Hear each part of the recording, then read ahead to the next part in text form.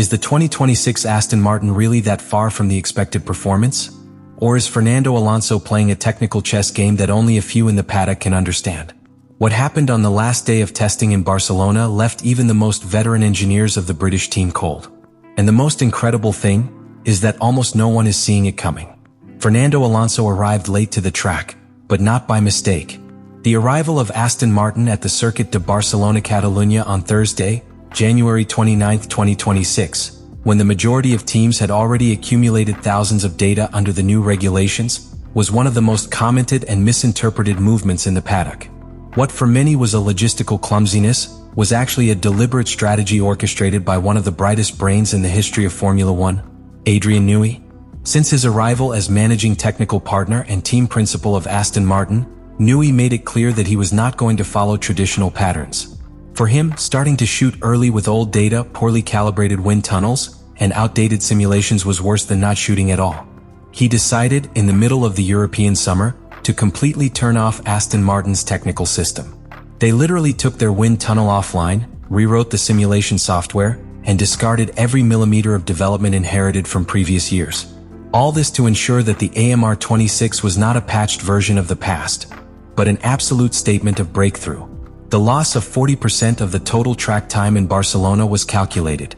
While others were looking for basic reliability or headlines with fast unladen laps, Aston Martin was in its laboratory, designing a machine from the ground up, with a development philosophy that prioritizes sustained evolution throughout the year. And that changes everything. Because in modern Formula One, each week of development can represent between 1 and 3/10 of a second gained or lost. Sacrificing a day on the track to gain one more week in simulation is a strategic investment. Adrian Newey knows that F1 2026 isn't won in January, it's won in October, when the cars have absorbed months of aerodynamic improvements, suspension upgrades, optimized engine maps and components with margins tuned to perfection. Unlike teams like Mercedes, which added more than 500 laps on the same test days, Aston Martin barely managed 66 laps between Lance Stroll and Alonso. But while Mercedes validated a package that had already been closed since December, Aston Martin continued refining details of the AMR26 until the early hours of the day before the debut. Key components such as new side pods, a redesigned flat bottom and a rear wing inspired by extreme ground effect principles were added just days before the test. And most importantly, designed for a car that had to coexist for the first time with a Honda power unit 100% integrated into its structure. Because this is not just a technical bet, it is a philosophical transformation. For the first time in its history, Aston Martin competes as a 100% works team. Its own engine, its own gearbox, its own simulation software. No external providers. No excuses. This model of total independence is not only more complex to execute, it is also riskier. But if harmonization is achieved, its medium and long-term benefits can far exceed any client team. In that sense, the late arrival was a symbol. An act of rebellion against the conservative logic of the paddock. Adrian Newey did not come to Aston Martin to replicate what already exists. He came to rewrite the rules. And if that means losing days of testing, dirtying headlines and making the press question the team, then so be it. The really important thing was not the times on the stopwatch. This was what was happening in the telemetry screens, in the correlations between CFD and track, in the structural data of the AMR26 under non-optimal conditions. Because while the rivals were showing their cards, Newey was barely shuffling. And in front of that car, at the most critical moment of validation, was Fernando Alonso. The only driver who, at 45 years old, can look at a chassis behavior graph and suggest changes that not even the engineers have visualized yet. Your role in this experiment goes far beyond spinning around.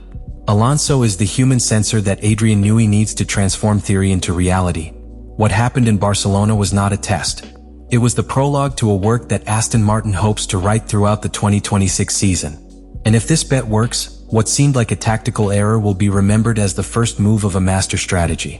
Do you want us to develop in depth what that reset of the wind tunnel and simulators was like under the command of Newey?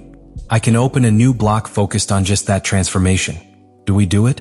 The day Fernando Alonso appeared on the timetable with a discrete 1 minute and 20.795 seconds at the Circuit de Barcelona-Catalunya, the media and fans were quick to pass judgment. The AMR26 was a disaster.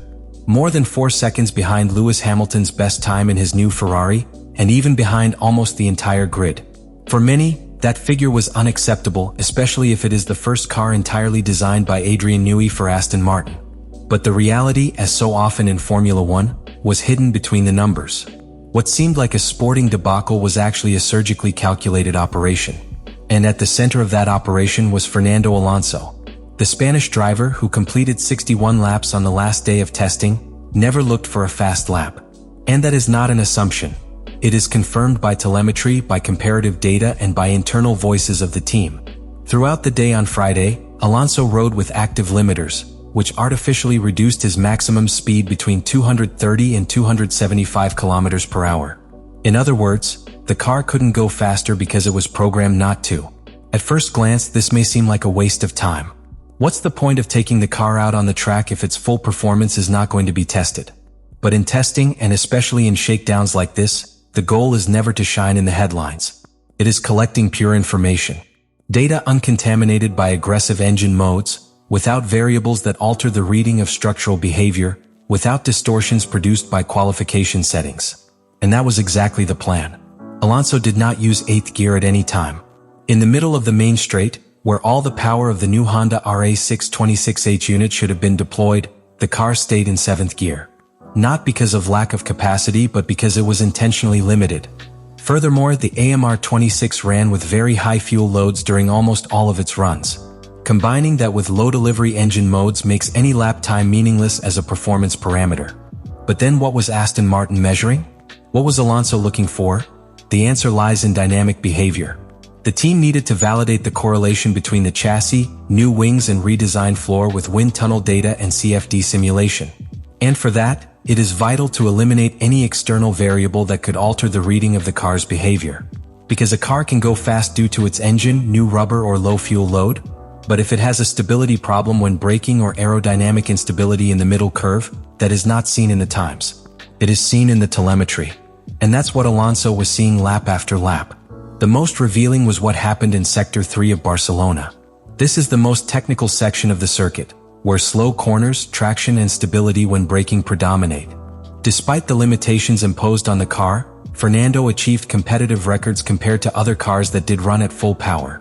That sector showed that, in terms of mechanical and aerodynamic performance, the AMR26 already had a solid foundation. And that's what caught the attention of rival engineers. Because if that performance is possible in artificially restricted conditions, what will happen when they release the car?